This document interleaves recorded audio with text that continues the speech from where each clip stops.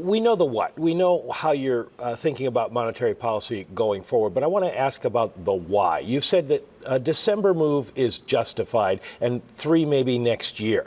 But can you tell us why? What justifies that kind of policy? So the unemployment rate is now at 4.2%. By historical standards, that's a pretty low unemployment rate.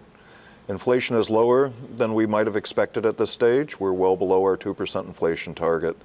But my expectation is that that's a temporary transition. And if you look both at surveys that the Summary of Economic Projections, the participants in the FOMC provide, as well as private forecasters, they're expecting inflation to be much closer to 2% next year. So my worry is that we get to a place that is unsustainable, and that can be reflected either in wages and prices starting to go up too quickly, or it can be reflected in asset prices going up too quickly. What we want is a sustainable recovery, and that would imply keeping the unemployment rate fairly close to what we expect full employment to be. But a year ago, Eric Rosengren to Bloomberg News said that we'll presumably be very close to our 2%, if not our 2% inflation target by the end of 2017. I'm not picking on you, but that's the kind of forecast that has drawn some questions, shall we say, on global Wall Street? Right. Well, if you look back to March, we still were expecting 2% inflation. And one of the temporary things that occurred at that time was the wireless pricing change that actually had a big impact on the current numbers. What we're trying to get is the underlying trend in prices. And so there can be relative prices that can change a lot. That's one reason why we focus on core inflation rather than total inflation, because sometimes we get big spikes up in oil that are not predicted. Sometimes oil prices go way down, and that's not predicted as well. So we're not trying to address all the relative price changes that occur in the economy. We're trying to get that underlying rate. And so the reported inflation for right now is quite low, but I think it's partly a reflection of temporary factors.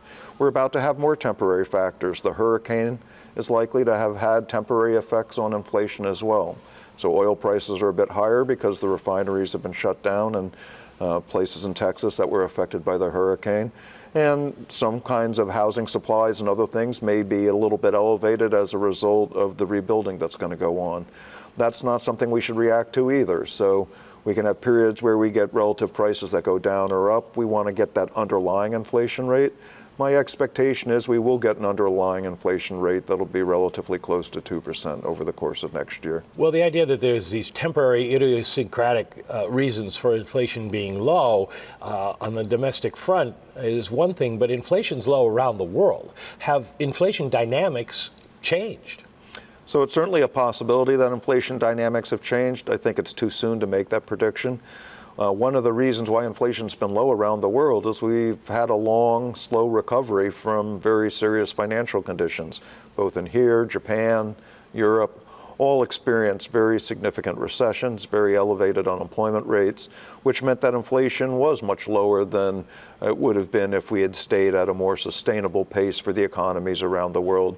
We're now getting to a different stage of that cycle, where, at least in the United States, we're already beyond what my estimate of full employment is.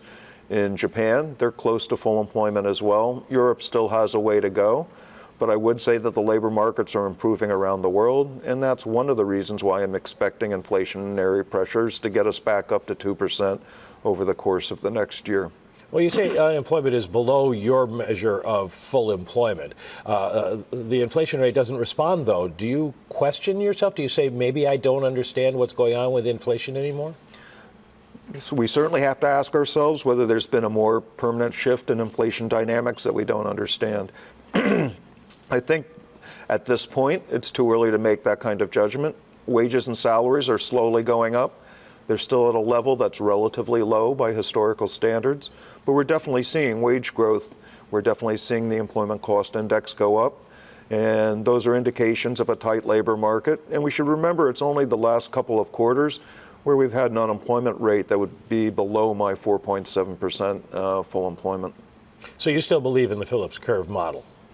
I believe that if labor markets get tight enough that you'll start seeing wage and price pressures over time. Does the Fed have an alternative explanation if that model doesn't come through? If we don't see inflation start to rise again, then what do you do?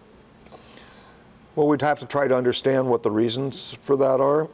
There certainly have been a variety of explanations that have been thrown out. One would be greater globalization as a possibility.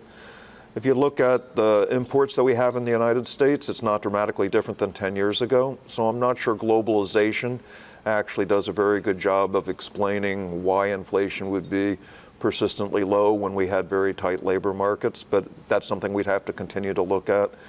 People talk about structural changes in the economy, but for a persistent change in prices, you need that structural change to keep continuing going forward. So the important thing is we're trying to get at that underlying rate of wages and prices, and it would be very unusual if we got very, very tight labor markets and there was no response. It would basically be saying labor demand and supply no longer works, or that corporations, as they start facing higher wages, are willing to continue to shrink their price margins.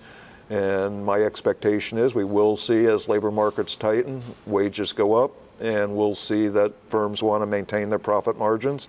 And so with a lag, you'll start seeing prices move up as well. You talk to CEOs all the time in your district. What are they telling you about their pricing power? They're actually telling me that things are changing now, that they are seeing much more wage pressures. They're finding it more difficult to find employees now in a much wider range of job categories than it was previously. So before, it would be people in the computer industry that were worried about cybersecurity in pretty isolated areas. Now you're hearing stories that are much more general about difficulty in getting bank tellers, difficulties in getting bakers. These aren't jobs that you'd normally expect to be in short supply. So I think those are examples where we're starting to see the labor market heat up, and you're seeing it in wage increases in those places where labor markets are quite tight. CPI today, retail sales, you've mentioned that the numbers are going to be distorted for a while because of the hurricanes. So how are you going to look at the data in December if the data aren't necessarily giving you an accurate picture of what's happening in the economy between now and then? Certain data series are more or less affected by the weather, so we'll have to factor that in. A good example is the employment report. So the payroll employment number was quite low. The reason it was quite low is definitely hurricane related. It was particularly in leisure and hospitality areas where there were less employment. And that reflected the fact that for the employment report, if you're not paid in that week, you're not included as employed for the employment report on the payroll side. But on the survey, even if you didn't get paid in that week, you're still included as being employed. So the unemployment rate actually went from 4.4 to 4.2% unemployment. So between those two, the series that I would think to be less distorted would be the unemployment rate, which is from a survey that's not going to be as affected as the payroll survey, where it's surveying firms. So that's an example that we're just going to have to look through the data and try to figure out which data is most affected by the kinds of shocks that we've gotten from the series of hurricanes that have hit the United States and obviously devastated those areas, but also made a lot of our data less reliable. We are talking with Boston Fed President Eric Rosengren worldwide on Bloomberg Television and Radio.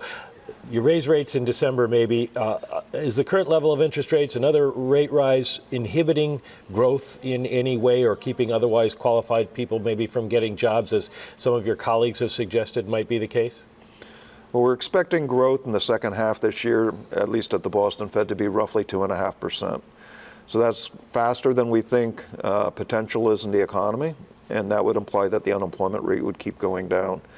So we want to make sure that we don't get to a place where we don't have a sustainable continuing recovery. And so that's why I think gradually increasing rates does make sense. We're going to be at a point where potentially we get an unemployment rate below 4%. That is an area where I would expect to see more obvious trends in the wage and salary data, and we'll see if that actually does happen. Claudio Borio, he's the chief economist at the Bank for International Settlements, has argued the only thing that low rates are doing these days is leading to an unsustainable buildup of debt, which will have its own problems down the road. Do you agree with that? I mean, one of my concerns with low rates for a long period of time is that people do try to reach for yield. And that can be both households and firms, that if you're a household and saving for retirement, it is a problem if you're keeping your money in a short-term CD that's paying a very low interest rate and you start taking more risk than you otherwise would do. firms have that same kind of behavior. So I do worry that one consequence of very low interest rates for a long period of time is that people take on more risk, and then when something does happen in the economy, a negative shock occurs, that they're less prepared to be able to handle that. So that's one reason to want to normalize interest rates when we get to a point where we think the economy is likely to get back to 2% inflation and where we're already very close, if not beyond full employment. Do you think there's any danger that the economy moves towards contraction in the next few years? When would you see this business cycle coming to an end? So economists are fond of saying that recoveries don't die of old age, which is that it's not particularly time dependent. It really is a reflection of either policy mistakes that occur with fiscal or monetary policy, or mistakes that occur somewhere else in the world that generate results that we don't anticipate. So recessions are really hard to predict, and if you look at most private forecasters, they almost never predict them. So those unanticipated events, by their very nature, are difficult to predict. I'm not expecting a recession in the next year or two, and I don't see anything in the data that tells me that that's likely. But could there be some geopolitical or other kind of shock? That's certainly possible. There are job interviews underway in Washington. I know you're not going to comment on prospective Fed chairs individually, but let me ask you this. How much sway does a new chairman have? Some people have different ideas about how the Fed should be run. Somebody walks in the door tomorrow, can they say we're going to change the way we do policy? It is a committee, so you have to be able to bring along the committee.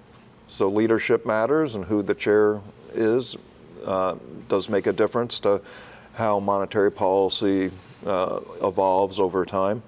But they do have to work with a committee. Frequently, there's a lot of influence that occurs from staff around the Federal Reserve System.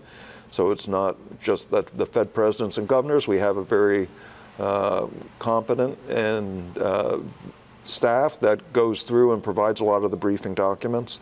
So the change may occur, but it probably evolves relatively slowly.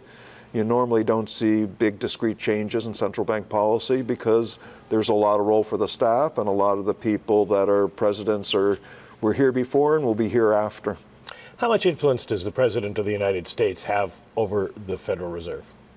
Well, it certainly has the influence through who they appoint. And right now, not only is the chair up, but there are a number of other slots open. So the president gets to pick those people, and those people do make a difference for how monetary policy evolves. So in that way, the president has a big influence.